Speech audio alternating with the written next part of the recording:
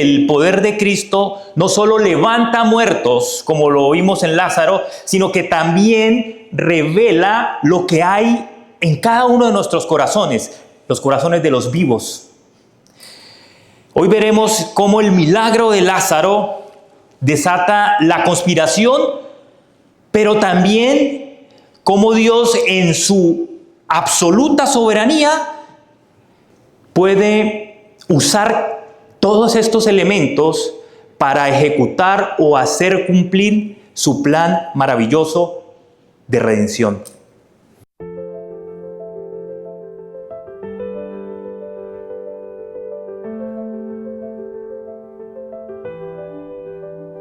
Iglesia, muy buenos días. Dios les bendiga. Muchas gracias por venir a este domingo, un domingo más donde vamos a deleitarnos en el mensaje que nos trae la palabra de Dios para el día de hoy. En los mensajes recientes, en los últimos mensajes, acabamos nosotros de presenciar ese momento mágico, diría yo, uno de los momentos más asombrosos del ministerio de Jesús.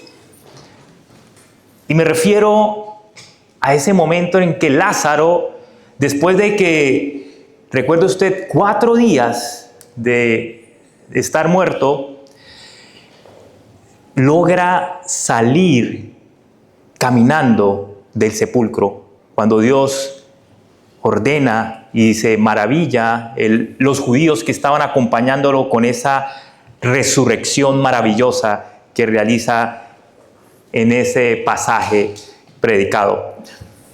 Vemos cómo ese olor a la muerte se convierte en fragancia de vida. Las lágrimas de María y de Marta y de todos los judíos que lloraban la muerte de Lázaro se transforman en gozo. Vimos cómo Betania, esa ciudad donde presencia este momento tan asombroso, se logra acobijar tantos testigos, pero sin embargo vemos también algunos que, aunque hay un maravilloso milagro allí ocurriendo, muchos de ellos no creen tampoco. Hay algo sorprendente que el evangelista Juan, donde describe este milagro, nos muestra una señal. Esta misma señal que está confirmando el poder de Cristo, es decir, que nos confirma que es Dios, porque es el único que tiene el poder de levantar muertos, de hacer la resurrección. Sin embargo, este poder divide corazones.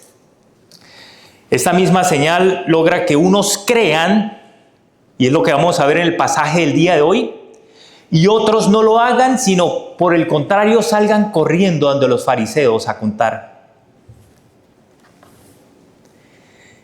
Lo triste es que esa escena no ha cambiado hoy en día.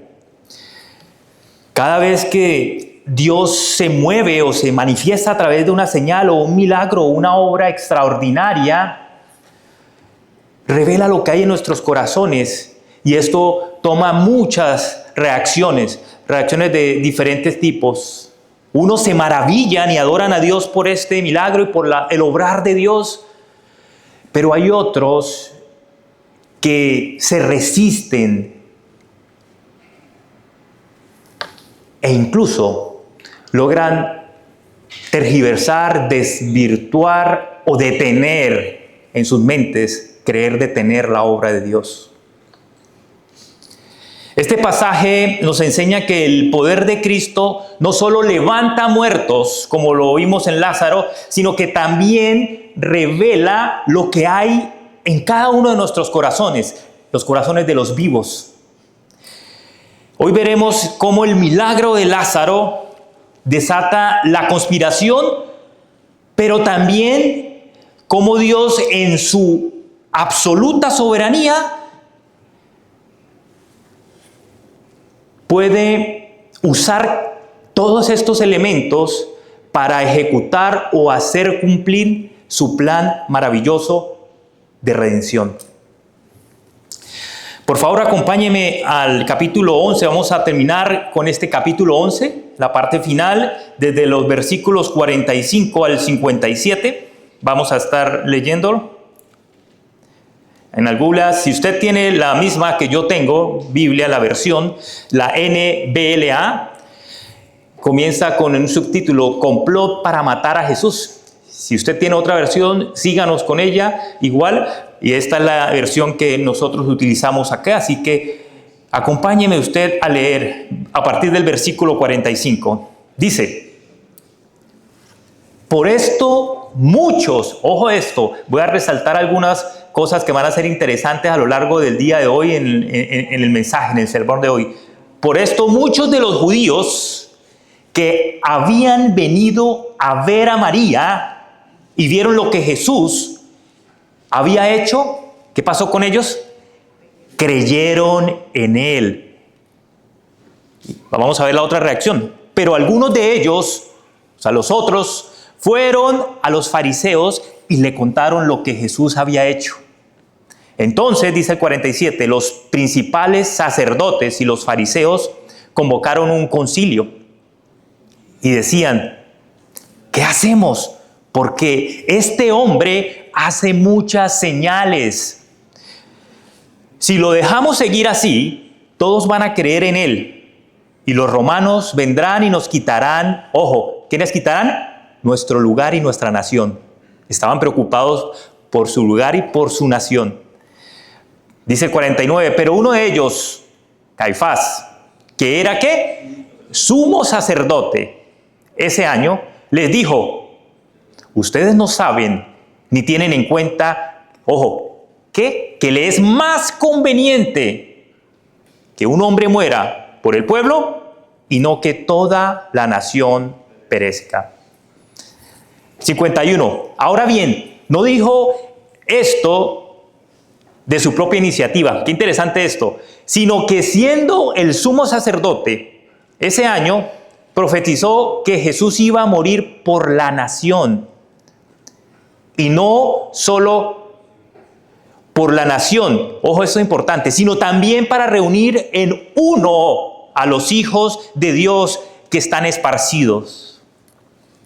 Así que desde ese día planearon entre sí ¿qué?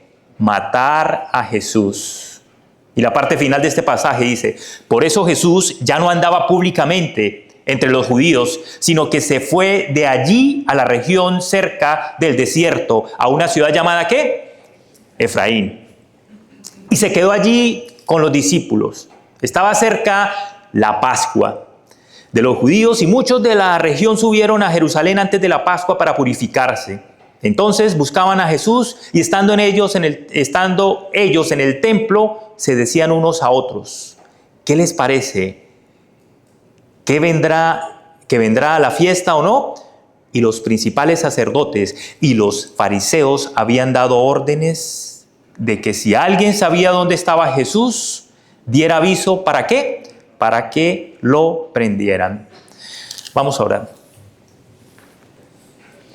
Padre amado, te agradecemos, Dios, por esta inmerecida oportunidad de poder promover, exponer tu verdadera palabra de Dios.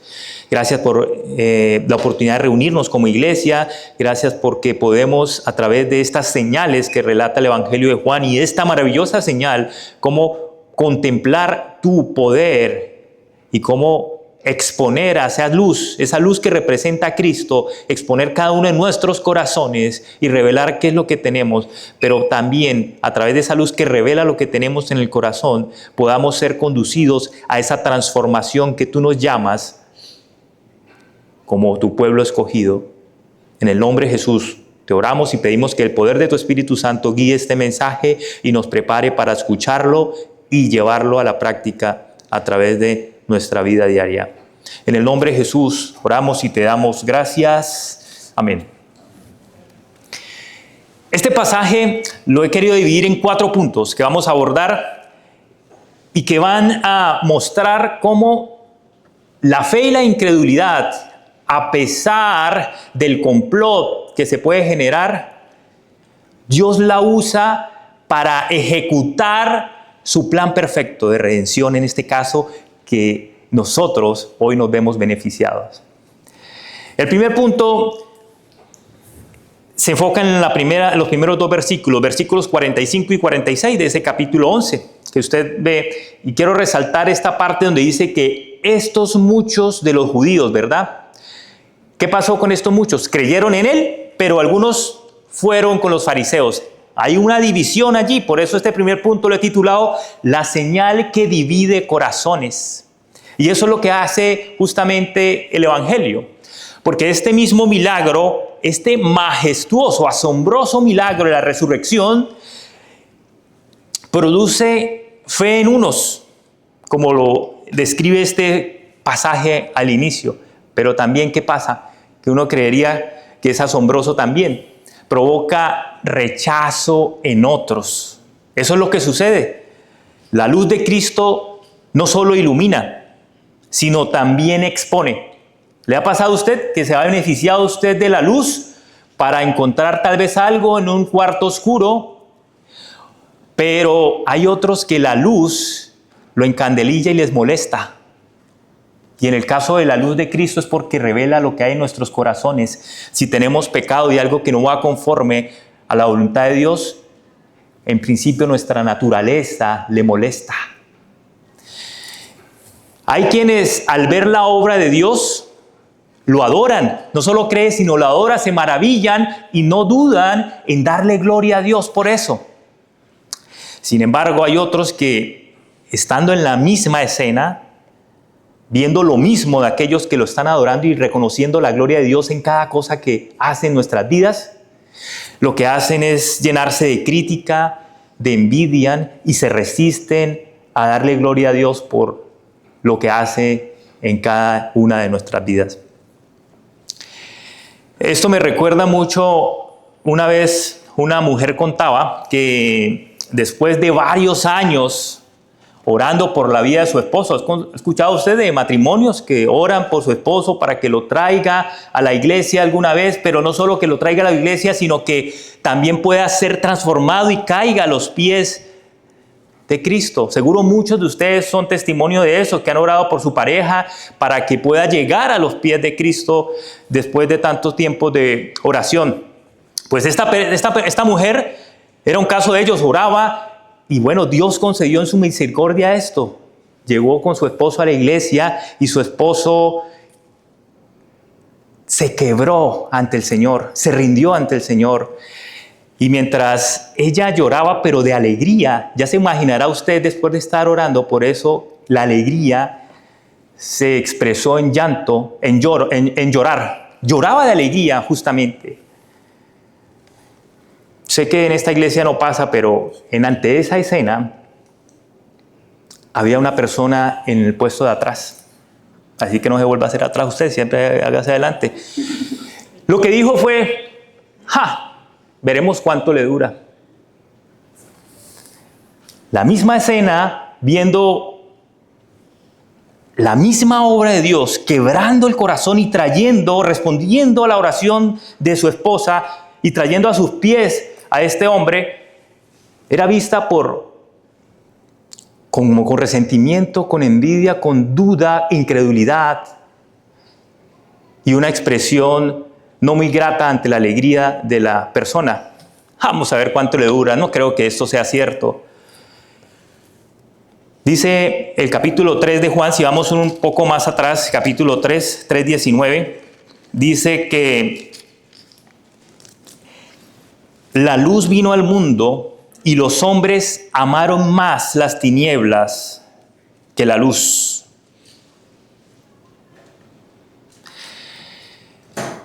Ver los milagros, por supuesto, lo que hemos visto a través de tantas señales milagrosas en el Evangelio de Juan, por supuesto no salva. Algunos vieron esa tumba vacía, pero siguieron con un corazón muerto, con un corazón de piedra, duro, ante la transformación de Dios. Y la lección aquí es que Cristo, más allá de aduladores o admiradores, simplemente espectadores, Él está buscando verdaderos discípulos. Discípulos que crean y obedezcan a Dios con un verdadero corazón. Y esos discípulos son, como lo dice Ezequiel 36, son aquellos que Dios le ha dado ese nuevo corazón. Ya no un corazón duro, sino un nuevo corazón y un nuevo espíritu que solo Dios puede dar. Santiago 1:22 es un versículo muy conocido, usted lo ha, pero por favor recordémoslo. Santiago 1:22 que dice: sean oidores de la palabra, ¿no, verdad? Sean hacedores de la palabra y no solamente oidores que se engañan a sí mismos.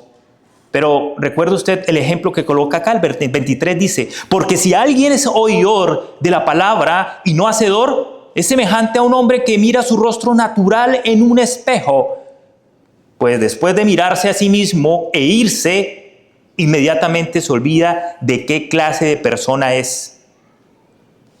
Pero el que mira atentamente, ¿qué? La ley perfecta, la ley de la libertad, y permanece en ella, no solo la mira, sino permanece ahí en ella, no habiéndose vuelto un oidor olvidadizo, sino un hacedor eficaz. Este será, ¿qué? Bienaventurado en lo que hace. Cada vez que Dios se manifiesta, el corazón humano se revela. Se revela qué tenemos realmente en nuestros corazones. Este milagro que dividió la multitud no solo reveló la fe de unos judíos, de muchas personas, y la incredulidad de otros, sino también despertó algo más, y es el miedo de quienes se sentían amenazados por lo que Jesús estaba haciendo. Y ese es el segundo punto, que mientras algunos creían, los líderes religiosos de ese momento empezaron a planear cómo callar a Jesús. El segundo punto es cómo el consejo, es decir, el Sanedrín, ese grupo de líderes religiosos, teme perder su poder. Versículos 47 al 50 dice: si lo dejamos así, todos creerán en él. Imagínense la preocupación de ellos, que todos crean en Jesús. ¿Y los romanos qué? Nos quitarán nuestro lugar y nuestra nación. ¿Por qué resalto esto? Porque estaban protegiendo su lugar y su nación, un sistema religioso.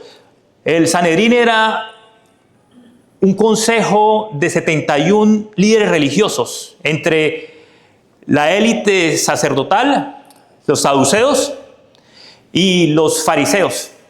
Los saduceos tenían la particularidad que no creían en la resurrección, pero los fariseos sí lo hacían, solo que se enfocaban más en el cumplimiento de la ley por sí misma y en el templo como tal.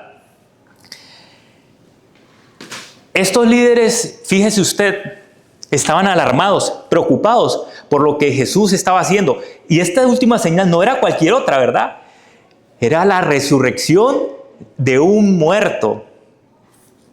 Así que Jesús absolutamente estaba ganando la influencia de muchos otros.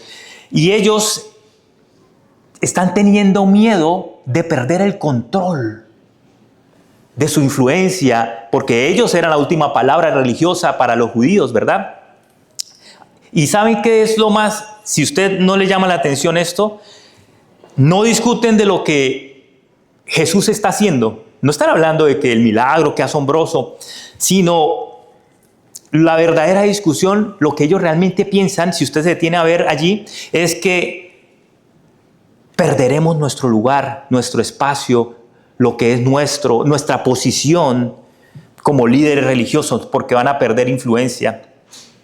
Es decir, aquí ya no estamos hablando de fe, sino el miedo a perder el control, su influencia como líderes religiosos, está desplazando la fe. El celo religioso de estos líderes, y menciona al líder, al sumo sacerdote, ya vamos a hablar sobre eso, pero los ha convertido en tratar de usar su influencia para sus propios intereses particulares. Ese miedo le ha hecho desconocer lo evidente, la obra maravillosa, el milagro que Jesús realizó solo para proteger sus propios intereses. Es entonces ahí donde el sumo sacerdote, ¿cómo se llama el sumo sacerdote? Caifás. Él rompe en silencio y con una voz fría. ¿Fría por qué? Porque esto ya parece más como un cálculo político que la sugerencia o la intervención de un sacerdote. Dice, conviene que un hombre muera por el pueblo. La palabra griega de esta conveniencia, que conviene, tiene que ver que es más útil, es más ventajoso, es como más pragmático. Necesitamos resolver y creo que esto nos conviene para no poner en riesgo nuestro sistema religioso y la influencia que tenemos en nuestro pueblo. Así que pareciera que hablara más como un político con un cálculo bastante frío y no como un sacerdote que es más sensible a los intereses del pueblo, como ese mediador entre Dios y el pueblo. Es mejor sacrificar a uno que perder el sistema, es lo que está diciendo prácticamente su sistema religioso. O su sistema, digo yo, porque ellos asumían que era ellos justamente. Entonces, en otras palabras, vale más en su mente, vale más eliminar a Cristo que perder sus comodidades. Hace poco escuché la historia de un padre de familia que quiso regalarle a su hijo un balón nuevo. Pero el niño pues estaba muy acostumbrado, su juguete anterior, su balón estaba bastante deteriorado, ya descolorido, desinflado. Y él lo que pedía era que para poder darle ese regalo, ese balón nuevo, tenía que entregarle el viejo. Pero usted haga eso con su hijo y verá que cuánto le cuesta soltar ese balón. El niño no va a querer soltar, él va a querer recibir el balón nuevo y quedarse con el viejo, ¿verdad? Entonces usted va a decir, no, a mi marido ya es adulto, no es tan niño y a veces le cuesta soltar la ropa vieja cuando le regala una camisa, ¿verdad? ¿Cuántos nos pasa eso? Creamos bastante arraigo, apegos a las cosas. Y así somos muchas veces con Dios. Él quiere muchas veces darnos lo mejor, pero no lo recibimos porque seguimos con ciertos apegos, porque nos aferramos a lo que creemos que es nuestro. Así como estos fariseos, a veces vemos el poder de Cristo, pero nos atrincheramos en algo que creemos que es nuestro y nos perdemos lo que Dios tiene preparado para nosotros por eso, por estar apegados a cosas viejas, a cosas que ya han pasado. Y yo recuerdo o pienso mucho en el tema de, ustedes han ido, aquí de pronto no mucho, pero a menos que han ido al Circo del Sol, pero en nuestro país era muy popular en los pueblos, los circos, ¿verdad? Cuando usted veía a un trapecista de aquí para allá, usted no veía el trapecista para tomar el otro trapecio, tiene que soltar el anterior para poder agarrarlo. Va a haber un momento que va a estar suspendido en el aire, ¿verdad? Si no lo suelta, se va a caer. Es decir, si él espera, no va a alcanzar a agarrarlo. Y si espera esto, pues puede caer. Normalmente va impulsado y suelta el trapecio, queda atrás para poder agarrar el otro. Y esos son actos de fe que nosotros debemos hacer muchas veces. Y nos aferramos tanto al pasado, a lo viejo, y debemos pensar tal vez que Segunda de Corintios 5:17 nos recuerda que todo el que está en Cristo, ¿qué? Y todo lo viejo ya ha quedado atrás, ¿verdad? Todo nuevo es.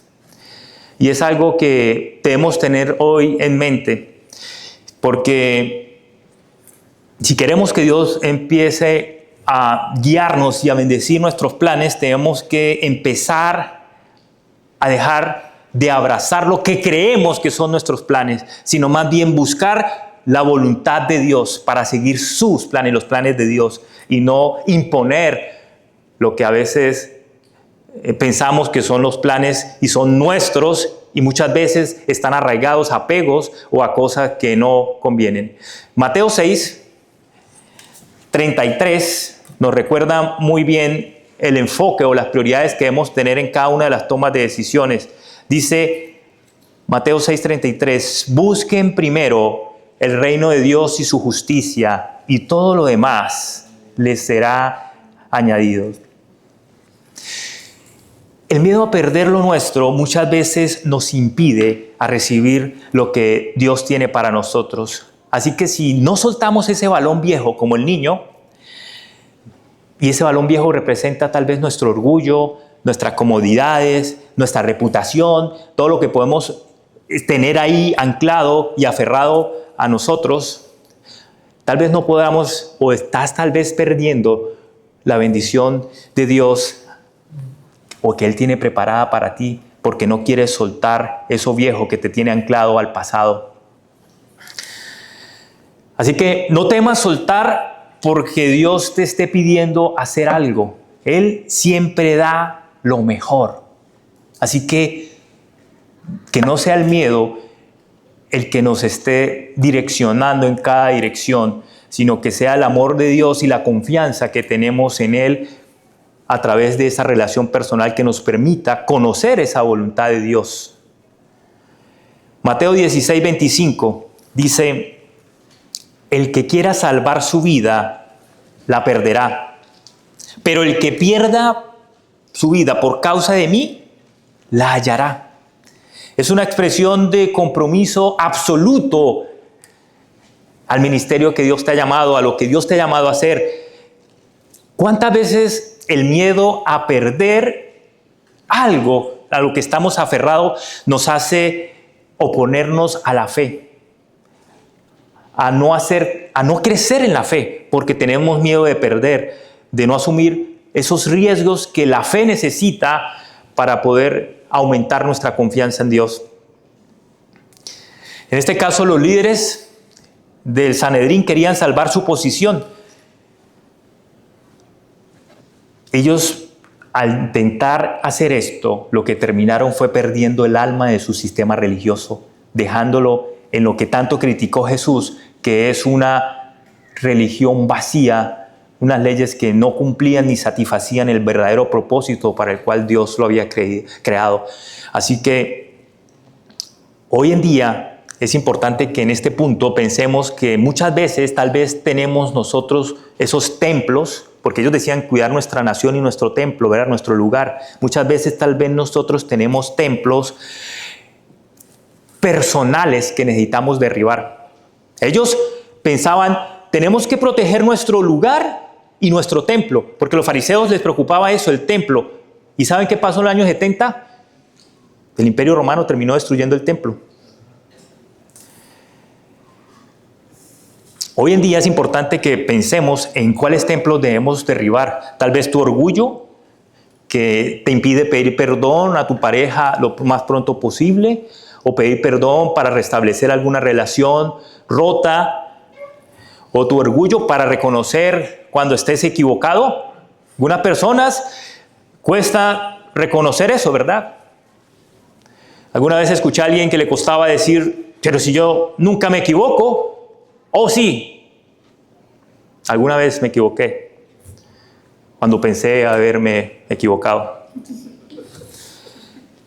Nuestro orgullo a veces nos lleva a ese tipo de nivel, ¿verdad?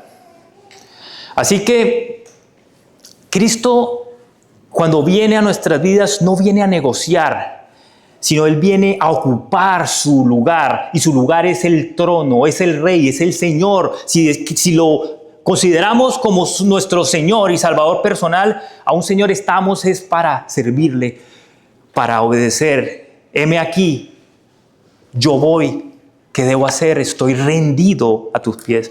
Yo sé que hoy en día ese término de rendición no es muy popular. La cultura hoy nos invita a lo contrario, no te rindas, porque rendirse es ser derrotado. Yo triunfo y he vencido al otro, pero aquí necesitamos rendirnos. Un cristiano necesita estar rendido a Dios. Isaías 46:10. La versión Reina Valera me gusta porque se refiere a este consejo. Dice, el consejo de Dios está hablando. ¿Mi consejo qué? Permanecerá. Y dice, y mire, manifiesta que Dios termina haciendo lo que Él quiere. Dice, y haré todo lo que quiero. Está hablando Dios. ¿Por qué? Porque su soberanía tarde o temprano se va a imponer. Nada que nosotros hagamos o que el hombre en sus planes malvados quiera hacer va a perturbar el plan maravilloso de Dios. Porque Dios es soberano y además es omnipotente. Y Él, al fin y al cabo, sus planes van a terminar ejecutándose. Cuando Dios quiere reinar en nuestros corazones, el orgullo tiembla, porque el poder de Cristo, siendo esa luz, revela lo que hay en nuestros corazones, ese orgullo, eso que nos resiste a rendirnos absolutamente a Dios. Pero cuando Cristo reina, téngalo por seguro que nuestra alma descansa. Y podemos experimentar esa paz. Dice la palabra, dice Pablo, escribe, esa que no tiene lógica, que no podemos entender cómo experimentamos esa paz.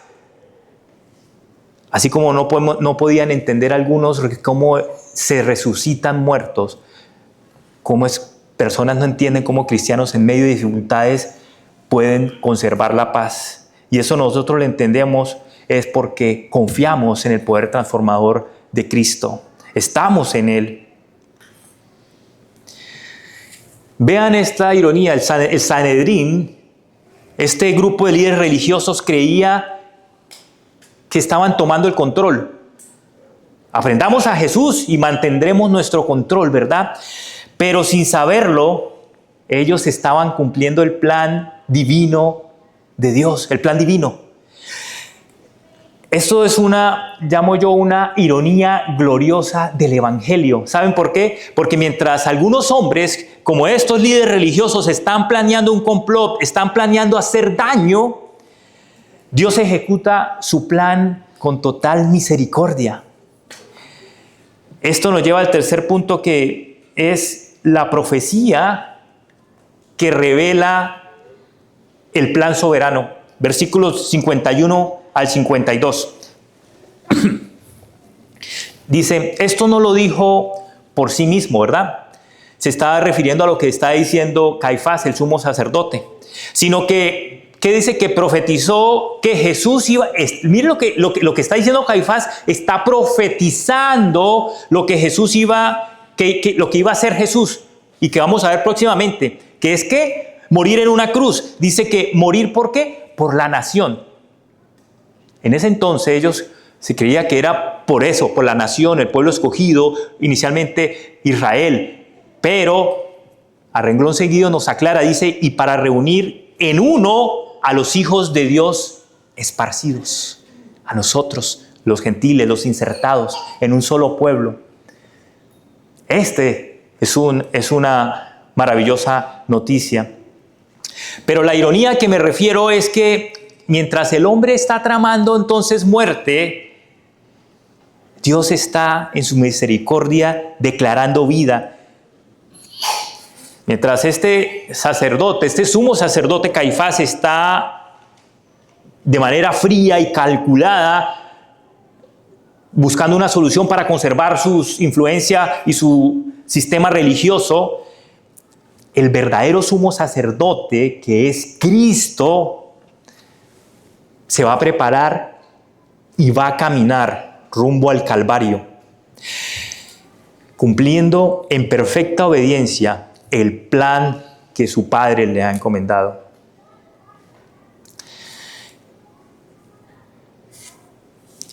Lo que vemos aquí es que todo este complot que estamos observando aquí en el Sanedrín, no es un accidente histórico, sino realmente es la perfecta ejecución del plan soberano y divino. Interesante ver cómo Dios actúa en medio de todas estas circunstancias. Quiero que vaya al libro de Hechos, capítulo 2. Hechos, capítulo 2. Si usted está en Juan, vaya un poco más adelante y va a encontrar el libro de Hechos, el capítulo 2, versículo 23. Si usted va al versículo 24, solo vaya uno atrás del 23 y ahí va a encontrar Hechos 2:23. Dice, este fue entregado por el plan, ojo, ¿un plan qué? ¿Improvisado o un plan que a última hora se le ocurrió a Dios? Predeterminado y el previo conocimiento de Dios. Dios ya sabía, a Dios no le sorprendió, ahora Caifás salió con ese plan, ¿qué voy a hacer? Mira, aquellos que no la pueden escuchar, ahí pueden escuchar la Biblia también para que la... Y ustedes lo clavaron en una cruz por manos de impíos y lo mataron. ¿Pero qué sucede después? Comienza el versículo 24. Pero Dios lo resucitó.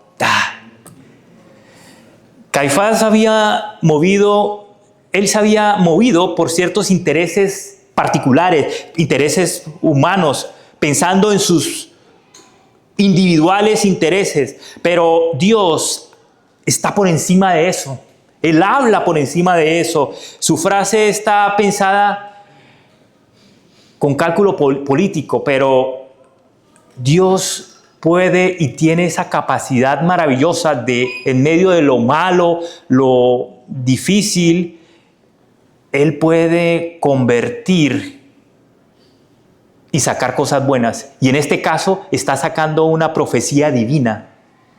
Y es una profecía de donde se desprende el fundamento de nuestra fe cristiana, que es la resurrección de Cristo Jesús.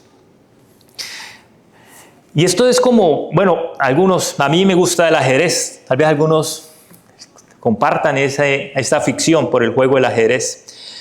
Y es como este tipo de juego de ajedrez, a veces los hombres mueven piezas creyendo que están controlando y tienen en su mente ya algunas jugadas prefabricadas. Muevo el peón, saco el alfil y puedo abrirme camino para ir hacia la reina o el rey directamente y dejarlo en jaque. Pero aunque el hombre crea que tiene esas estrategias en el juego de ajedrez, el tablero, las reglas y el resultado final realmente le pertenecen al gran maestro. Yo no puedo dármelas de saber más que el gran maestro, y el gran maestro es Jesús, es Dios mismo justamente. Y Él puede estar viendo la jugada que tú creas o el plan que quieras hacer en ese juego de ajedrez, pero aun cuando en tu vida el enemigo esté avanzando con una aparente ventaja, no te preocupes, porque Dios ya tiene preparada la jugada final, victoriosa, ese jaque mate, aunque la situación en principio no parezca. Y en el ajedrez eso es maravilloso, ¿no? Cuando el contrincante siente que va ganando, que tiene todo un plan y de repente no ve venir ese jaque mate. Génesis capítulo 50-20. Génesis, si usted va al Antiguo Testamento, primer libro, este versículo me recuerda precisamente y va encaminado con esto. Génesis 50-20. Ustedes pensaron hacerme mal, ¿verdad? Pero Dios lo cambió ¿en qué? En bien. Ustedes pensaron hacerme mal, pero Dios lo cambió en bien. Iglesia, esta es la historia de la cruz justamente. Lo que el hombre planeó como una tragedia, Dios lo transformó como un plan maravilloso, un plan de redención. La tragedia del pecado en el Edén, que nos separó de esa relación tan maravillosa que teníamos con Dios, Dios lo pudo transformar con este plan maravilloso de redención a través de la muerte y resurrección de Cristo Jesús.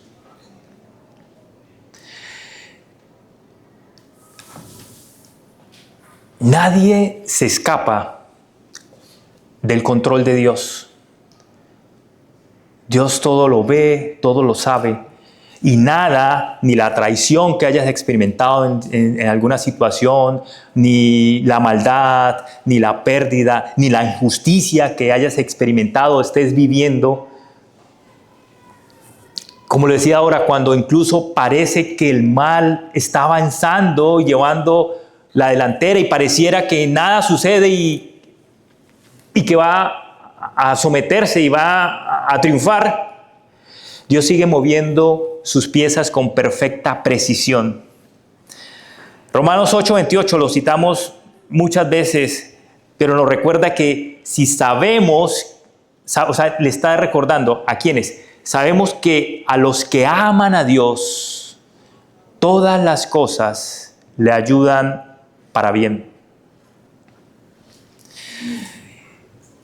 Ten presente que tu error no cancela su propósito.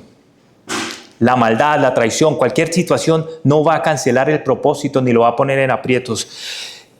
Cada desvío, incluso, lo que hace es Dios logra encaminarlo y sacar lo mejor de allí para poder imponer su absoluta soberanía y su plan perfecto. Isaías 46:9.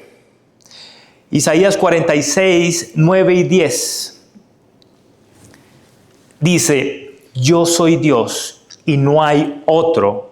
Anuncio el fin desde el principio y desde la antigüedad lo que está por venir.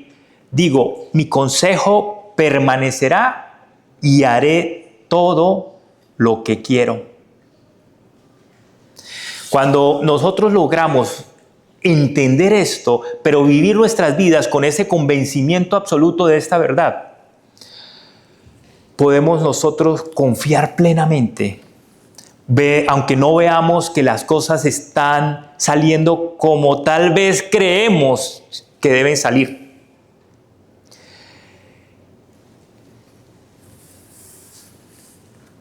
A pesar de que el hombre trame ciertas cosas, como lo está haciendo el Sanedrín, desde el principio Dios ya había decidido ese plan predeterminado y con el previo conocimiento de Dios se iba a llevar a cabo. Y eso nos debe dar una confianza absoluta.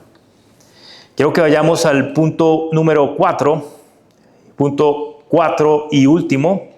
Y es que después de que este consejo, el Sanedrín, y esa profecía se esté llevando a pesar de la resistencia y la oposición, el camino hacia la cruz ya se ha trazado. Ya está la última señal y ya viene la preparación de Cristo a su camino al Calvario.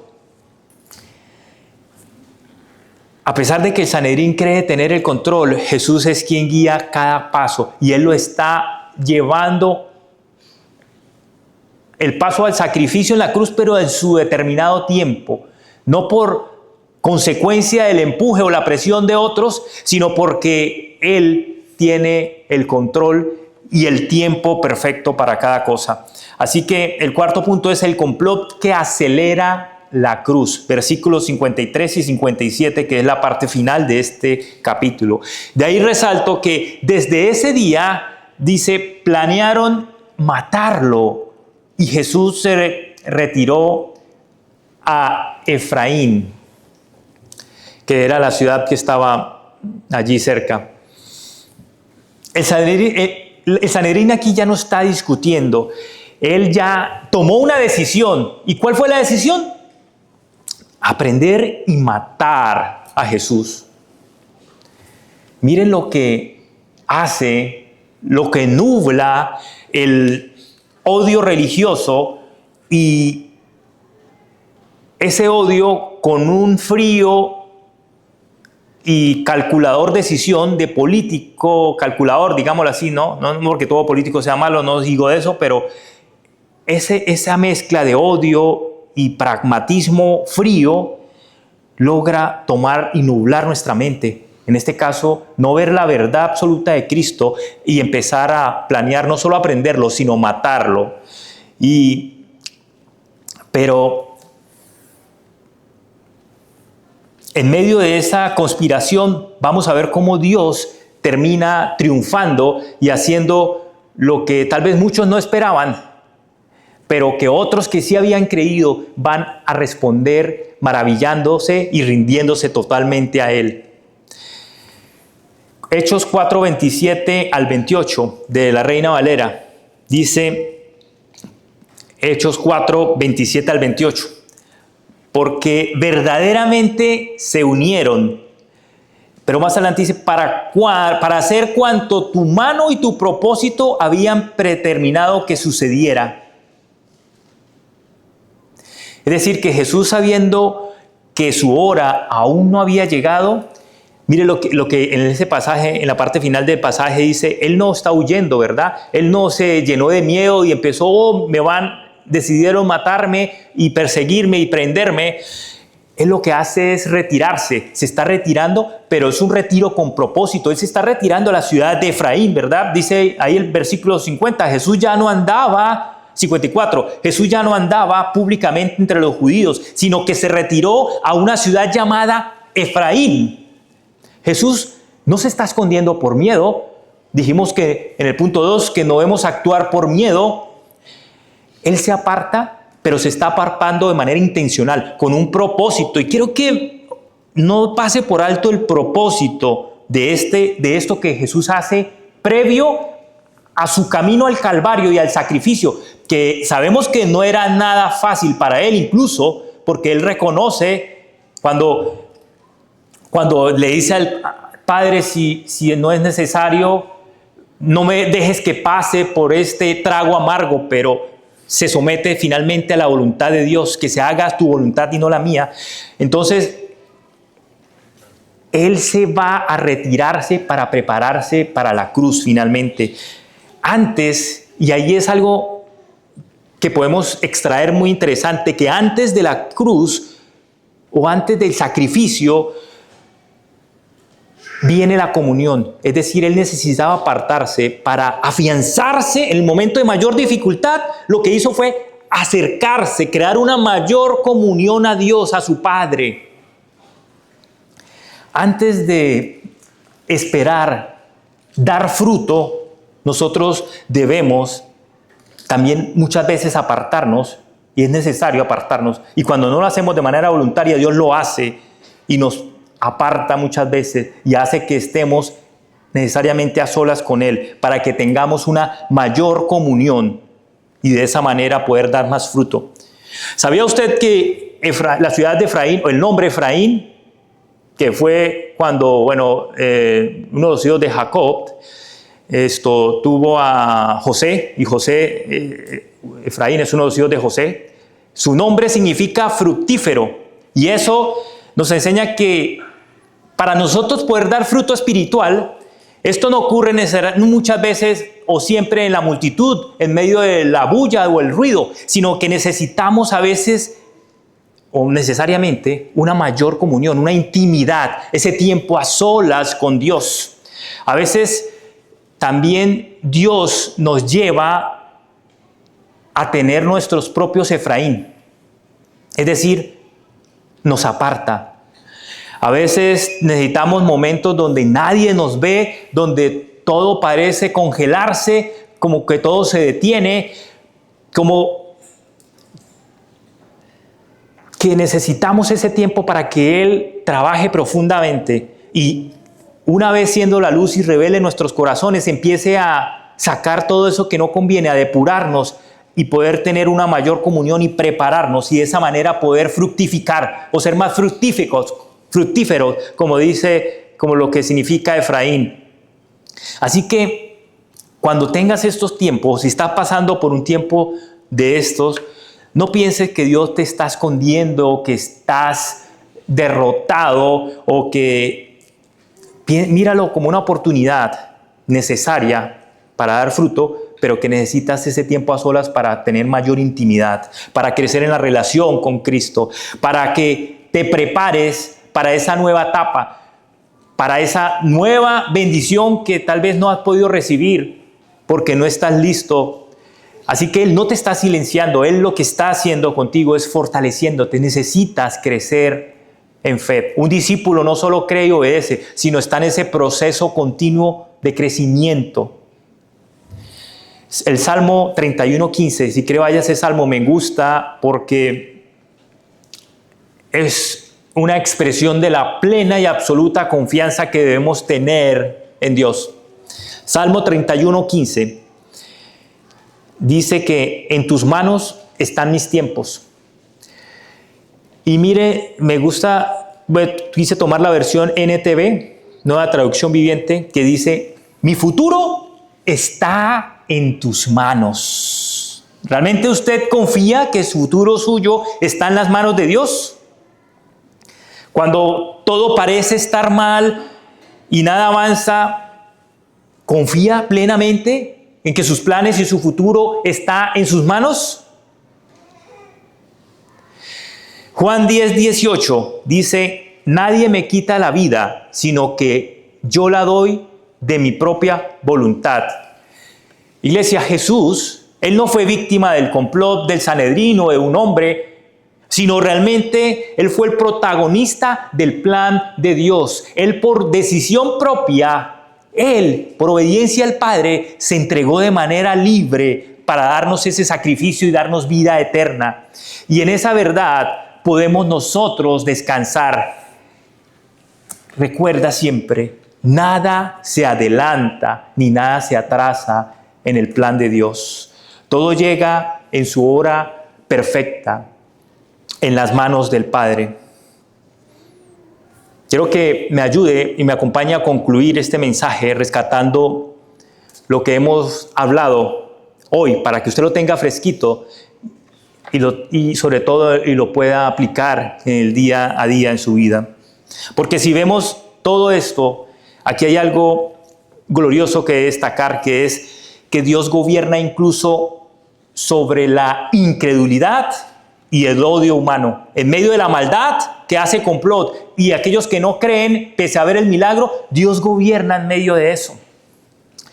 Y Él nada se sale del control, nada se escapa de sus manos. Desde Betania, donde ocurrió ese milagro, donde resucitó a Lázaro, hasta Jerusalén, todo, absolutamente todo, cada lágrima que se derramó, tanto por la muerte de Lázaro y tanto por la pasión y el camino al Calvario de Cristo, cada lágrima, cada reacción fue parte del camino que llevó a Cristo a la cruz. El milagro que dividió entonces los corazones, el consejo que quiso proteger y por miedo actuó con un complot, ese complot que aceleró el camino a la cruz, y todo esto forma parte del propósito de Dios. Y eso nos recuerda algo vital.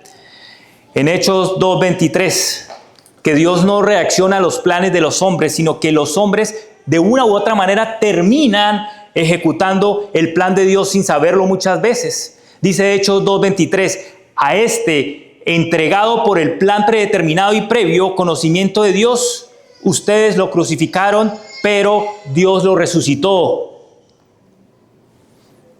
En la cruz, la maldad humana y la soberanía allí se encontraron en la cruz. El plan de Dios y la maldad del hombre que quiso crucificar a Cristo para conservar su sistema religioso. Romanos 11:33, qué lindo es. Oh profundidad de las riquezas, de la sabiduría y el conocimiento de Dios. Cuán insondables son sus juicios y inescrutables sus caminos. Confía en el plan de Dios aunque no lo entiendas, porque incluso cuando parece que el mal avanza, Dios está acelerando en victoria. Quiero terminar con Juan 11:25, que es la respuesta que le da Jesús a Marta, ¿verdad? Si hoy en día tú has visto hoy las señales de Dios en tu vida y has sentido su protección, tu llamado, el llamado de Dios, hoy es un buen día para que te rindas a Cristo. Hoy Jesús te dice, como le dijo a Marta en Juan 11:25, yo soy la resurrección y la vida. El que cree en mí, aunque muera, vivirá. No esperes otro milagro. ¿Qué milagro estás esperando? La cruz es suficiente evidencia del amor de Dios. Él no murió por accidente ni como consecuencia del plan de los hombres, del plan malvado del hombre, sino fue el plan perfecto de Dios. Y por ese amor por ti, como lo expresa Juan 3:16. Un par de versículos más para cerrar. 2 Corintios 5:21 dice, al que no conoció pecado, lo hizo pecado por nosotros. ¿Para qué? Para que fuéramos hechos justicia de Dios en él. En la cruz Cristo toma el lugar que nos correspondía a nosotros. Y al resucitar, Él abre el camino para darnos vida eterna. Romanos 5:8 dice, pero Dios muestra su amor para con nosotros. ¿Cómo? En que nosotros, aun siendo pecadores, Cristo murió por nosotros. Hoy puedes entregar tu vida a aquel que convierte conspiraciones en salvación, traición en perdón y muerte en vida eterna. Vamos a orar. Señor, gracias porque mientras hoy los hombres traman tu muerte, Señor, tú desde el principio y con previo conocimiento planeas salvación. Señor, cuando los planes humanos parecen que van triunfando y nos desanimamos, Señor, ayúdanos a recordar que tú reinas y estás en el trono y no pierdes el control.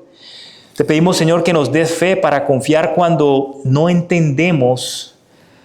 Danos valor para obedecer, incluso cuando nos duele y nos cuesta mucho. Y esperanza para que podamos nosotros tener paciencia y esperar la hora perfecta, tu tiempo. Que nuestra vida, Señor, muestre tu gloria y que tu cruz siempre sea nuestra paz. Señor, recuérdanos que tú has comenzado la obra, esa buena obra en nosotros y que la vas a ir perfeccionando hasta el día de Cristo Jesús. Qué maravilloso es pensar en ese tiempo. Te damos gracias, te glorificamos y oramos todo en el nombre poderoso de tu Hijo Jesucristo. Amén y amén.